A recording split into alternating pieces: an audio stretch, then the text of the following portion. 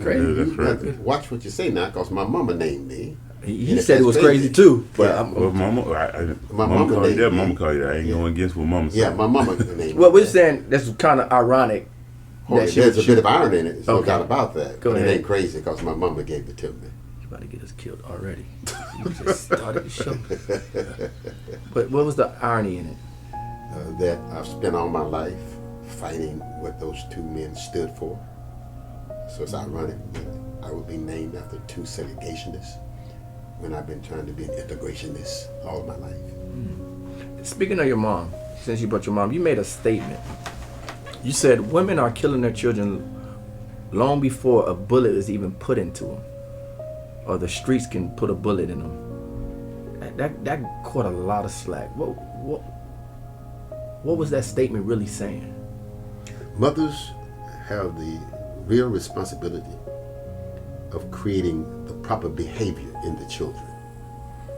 Fathers normally work, they set the values, but mothers define behavior perimeters. So when mothers say, do this, you do that. When mothers say, you have to eat this, you eat that. When mothers raise you the way that they want to raise you according to a set of standards that are universal, then that's how you get raised. Today's mothers simply have the children, and then they let circumstances raise them. And when circumstances raise you, no one can predict what you're going to be once you get raised. So if you just have a child and then abandon the child, and when you abandon the child, it means that you let the child do what he wants to do, eat what he wants to eat, go where he wants to go. And as a result, they never get raised. So why do you think people didn't receive that message? Because this is the third generation of children who raised themselves. On the way from segregation to integration, we began to have children raising children. Now I'm dealing with girls who are, quote unquote, the byproduct of teenage pregnancy. My mama had me when I was 14. Her mama had her when she was 16. So now I got a grandmama who may be 40. As a result of that, nobody has socialized these children into the appropriate behavior. When you're not raised, then you're left to your own whims. You do what makes you feel good or what doesn't make you feel good. Someone has to tell you, don't touch the stove because it'll burn you. Someone has to tell you, you must go to sleep because you need 8 hours of sleep. You can't stay up all night. Someone has to tell you that if you eat that, your teeth are going to rot. Today, if you let me do what I want to do, I drink milkshakes all day and eat sugar buns all day. And I'll stay up as long as I want to stay up, and I'll go as long as I want to go.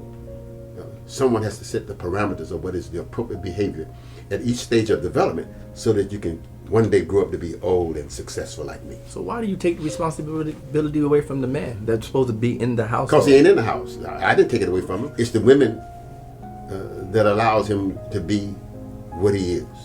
When women tell you that enough is enough, then brothers have to get in line. When women tell you that you ain't getting none if you ain't putting none in this house, then brothers have to make a decision. Yeah.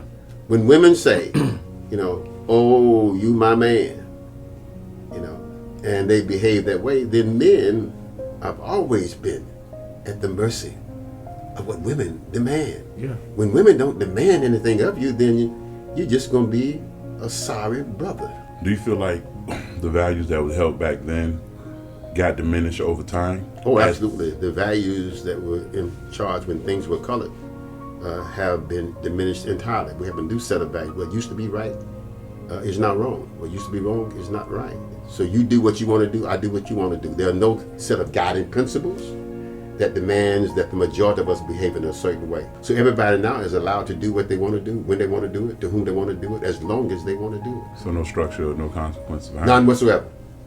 And then we get upset, and when somebody knocks us down, we say it's racism.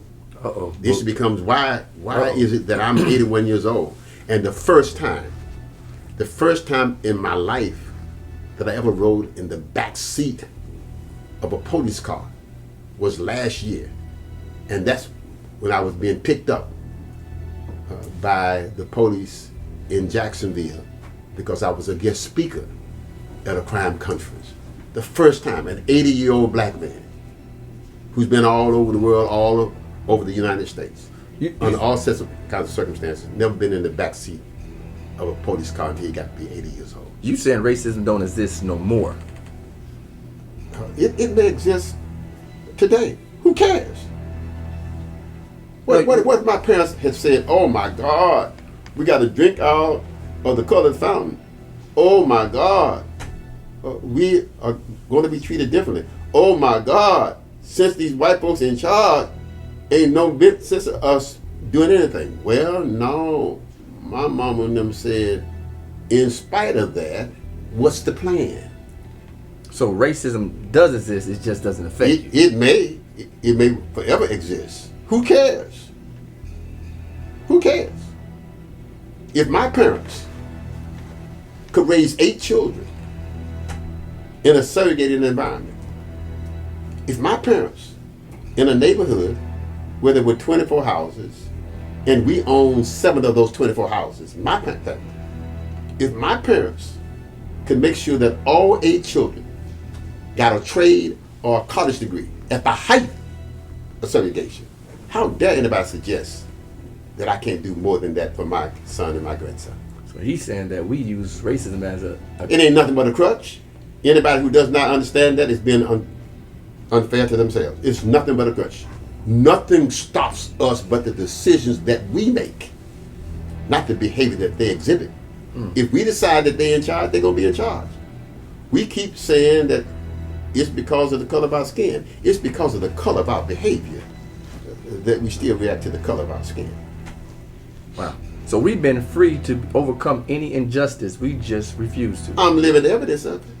When I came here, at one time, I had to borrow lunch money. Last year I gave away $100,000. When I came here, I didn't have bus fare one day. Now I got a car. My son got a car. My grandson got a car. And I got money in the bank. Now if there's anybody who should not have this since I'm an 80-year-old colored man, it ought to be me. It's about the decisions that you make, not the values of other folks who are around you. If my parents had believed that in spite of segregation, when nothing they could do, we done had these 8 children, ain't nothing we can do, all of us got educated, and all of us did well. And that's when the water was colored and white. So if my parents believed that because of a system called segregation and racism, that they could not have a quality of life that they enjoyed, then I would not be sitting here.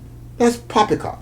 So for anybody to be talking about it's racism, the hell with that. I wish somebody would try to treat me differently because of the color of my skin.